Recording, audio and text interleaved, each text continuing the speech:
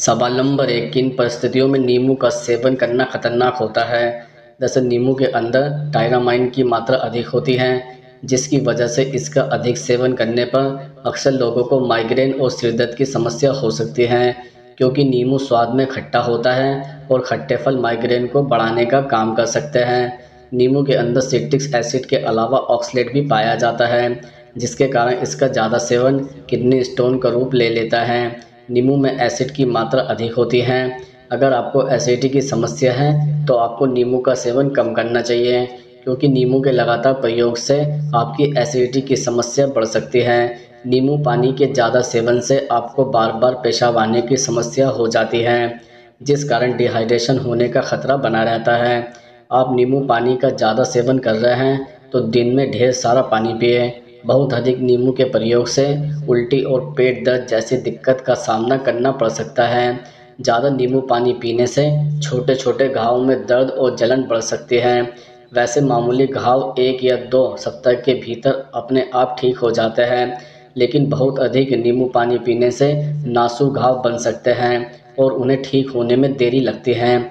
हमारी बॉडी में आयरन का पर्याप्त मात्रा में होना बहुत ज़रूरी होता है, क्योंकि नींबू के अंदर आयरन होता है। इसके अधिक सेवन से हमारे शरीर में आयरन की मात्रा बढ़ जाती है, जिससे शरीर के किसी भी पार्ट्स के डैमेज होने की संभावना बनी रहती है। सवाल नंबर 2, पुरुषों को सोयाबीन खाने के क्या नुकसान होते हैं? दरअसल सोयाबीन का बहुत अधिक सेवन करने से शरीर में टेस्टोस्टेरोन लेवल बिगड़ने की स्थिति बन सकती है। कुछ स्टडी के अनुसार पुरुषों पर किए गए एक सर्वे में यह पाया गया है कि सोया का सेवन करने वाले लोगों में टेस्टोस्टेरोन का लेवल 19% तक कम हो सकता है। इसके अलावा पुरुषों की फर्टिलिटी पर भी असर पड़ता है और इसलिए पुरुषों को सोया का सेवन सावधानी से करने की सलाह दी जाती है।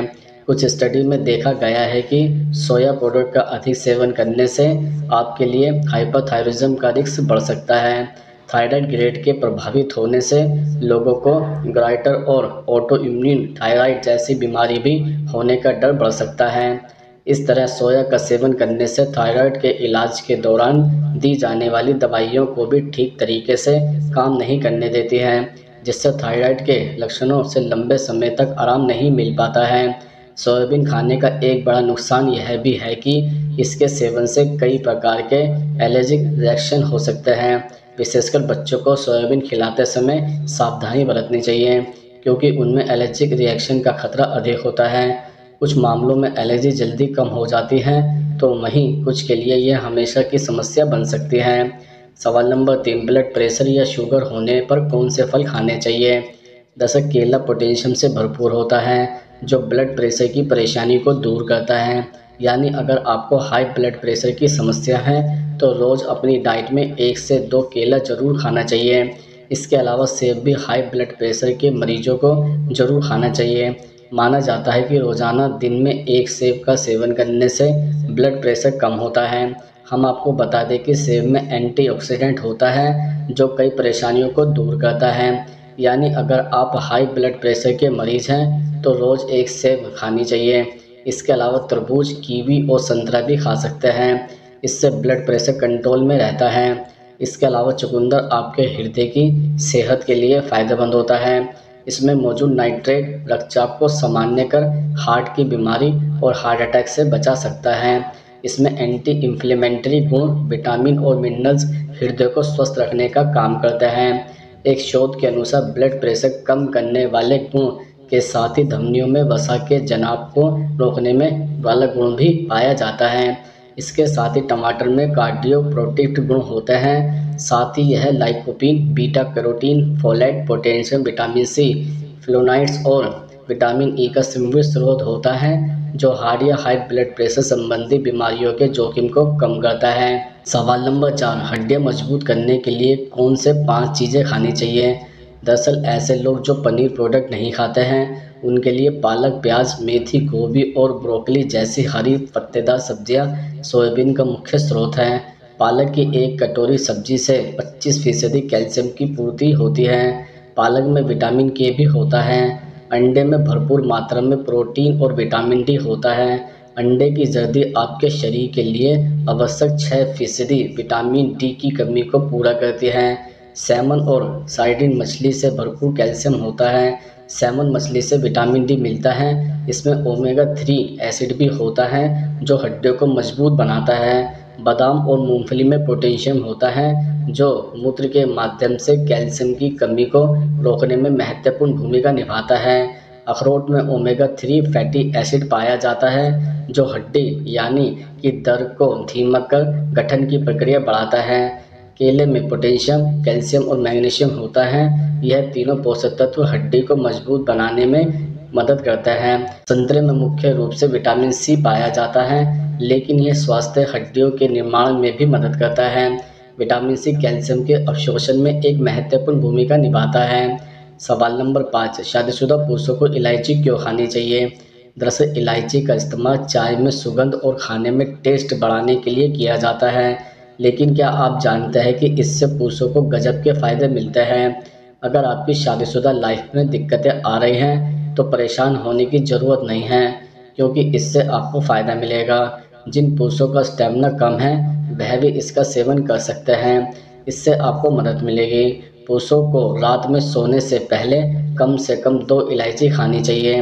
रोज़ इलायची खाने से पुरुषों को नपुंसकता दूर हो जाती है, क्योंकि इलायची यौन स्वास्थ्य को बेहतर बनाने में मदद करती है। आप इसे पानी या फिर दूध के साथ ले सकते हैं, यानी इससे आपको फ़ायदा ही मिलेगा। इलायची में पाए जाने वाले तत्वों पर नज़र डालें तो इसमें carbohydrates, dietary fibre, calcium, potassium, magnesium, iron और फास्फोरस मुख्य रूप से पाए जाते हैं, जो स्वास्थ्य शरीर के लिए बेहद लाभकारी माने जाते हैं।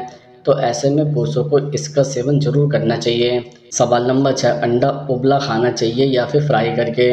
दरअसल अगर आप अंडे का सही तरीका खोज रहे हैं तो आपको बता दें कि उबला अंडा और फ्राइड ऑमलेट दोनों पौष्टिक होते हैं। इनके पोषक तत्वों में बहुत कम अंतर होता है। हालांकि अगर आप अंडा फ्राई करके खाते हैं तो उसके साथ मिलाया गया तेल, घी या मक्खन अतिरिक्त कैलोरी और फैट जोड़ देता है।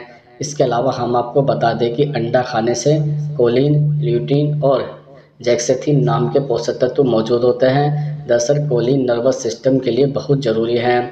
शरीर में इसकी कमी के कारण याददाश्त कमज़ोर होने लगती है। वहीं ल्यूटीन या जेक्सेथिन की कमी से आँखों की रोशनी कमज़ोर हो जाती है और मोतियाबिंद का खतरा बढ़ जाता है। अंडे में भरपूर मात्रा में प्रोटीन होता है जो शरीर में प्रोटीन की कमी को पूरा करता है। शरीर में प्रोटीन की कमी से फैटी लीवर, कमज़ोर त्वचा, बाल और नाखून, मसल घटना, कमज़ोर हड्डियां, बच्चों का विकास रुकना आदि समस्या होने लगती हैं। सवाल नंबर 7, 40 साल के बाद अगर स्वस्थ रहना है तो क्या करें? दरअसल पुरुषों को प्रोटीन युक्त आहार लेना चाहिए। प्रोटीन युक्त आहार से मसल्स का विकास बेहतर होता है और शरीर में ताकत भी बनी रहती है। इसके लिए आप मिल्क, टैफ्यू, मीट, अंडे और चिकन को अपनी डाइट प्लान में शामिल कर सकते हैं। 40 साल के बाद पुरुषों को अपनी डाइट में गुड फैट को शामिल भी करना चाहिए। सीड्स, नट्स, एवोकाडो जैसे आहार में गुड फैट भरपूर मात्रा में होता है और यह आपके हार्ट को भी हेल्दी रखते हैं। इसके साथ ही यह आपको कोलेस्ट्रॉल जैसी बीमारियों से भी दूर रख सकते हैं, इसलिए इनको अपने आहार में ज़रूर शामिल करें।